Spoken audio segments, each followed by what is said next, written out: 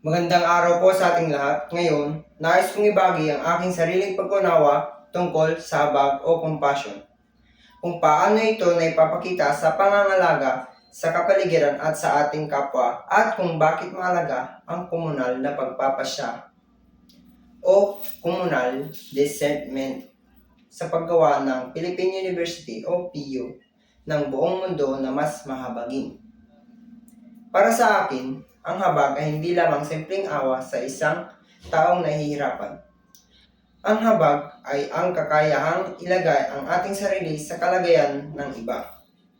Ito ay ang taos-pusong pag-unawa sa kanilang nararamdaman at ang pagkilos upang makatulong. Ang tunay na habag ay hindi nagtatapos sa pagsasabing nakakaawa naman siya.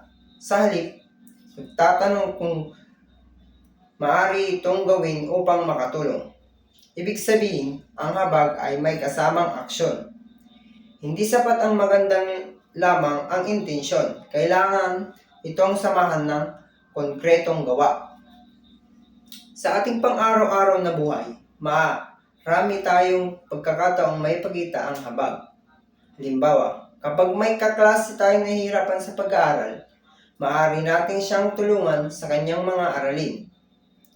Kapag may taong nalulungkot o may pinagdadaanan, maaari natin siyang pakinggan at damayan. Ang simpleng pagbati, pagngiti, o pagtanong kung kamusta ang isang tao ay maaaring magbigay ng pag-asa sa kanya. Hindi natin alam kung gaano kalaki ang epekto ng maliit na kabutihang ginagawa natin. Ang habag ay hindi lamang para sa tao, dapat din itong ipakita sa ating kapaligiran. Ang kalikasan ay tahanan nating lahat. Kung patuloy natin itong sisirain sa pamagitan ng pagtatapon ng basura kung saan-saan, pagputol ng mga puno at pag-aaksaya ng likas na yaman, tayo rin ang magdurusa sa huli. Kaya, ang pangangalaga sa kalikasan ay isang anyo ng habag.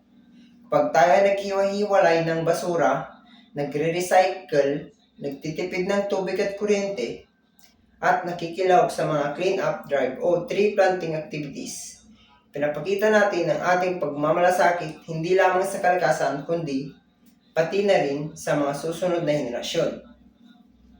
Ang tunay na habag ay pananagutan. Iniisip nito ang magiging epekto ng ating mga kilos sa ibang tao at sa mundo.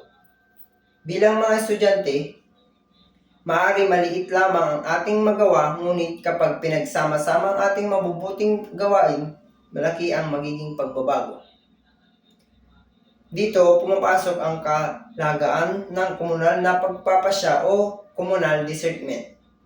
Ang komunal na pagpapasya ay ang proseso ng sama-samang pag-isip, pakikinig at pagdesisyon para sa kabutihan ng lahat.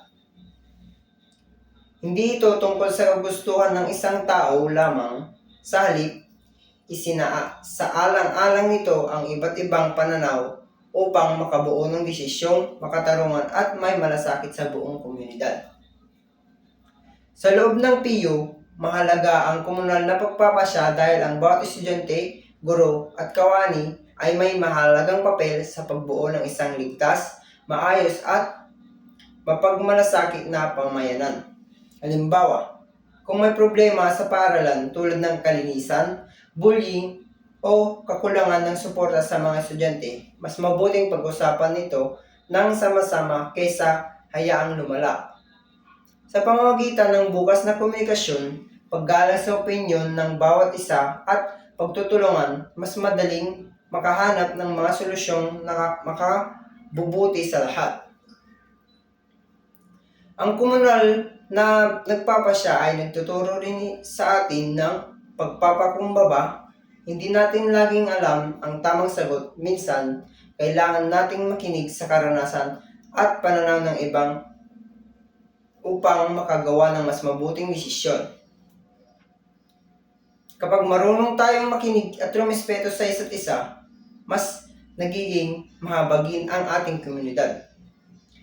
Kung maisa sa buhay natin ang habag at komunal na pagpapasya sa loob ng PU, dadalhin din natin ang mga pagpapahalagang ito sa ating mga pamilya, komunidad at sa buong lipunan. Unti-unti nating mababago ang mundo sa pamamagitan ng maliliit ngunit makabuluhang hakbang. Hindi kailangan maging mayaman o makapangyarihan upang maging mahabagin. Ang kailangan lamang ay isang pusong handang umunawa, tumulong, at makiisa para sa kabutihan ng lahat. Bilang pagtatapos, naniniwala ko na ang habag ay isang paraan ng pamumuhay. Ito ay pinapakita sa pagmamahal sa kapwa, pangangalaga sa kalikasan at pagiging responsable sa ating mga desisyon. Sa tulong ng komunal na pagpapasya, mas magiging matatag ang ating pagkakaisa at magiging makatao ang ating paaralan at lipunan.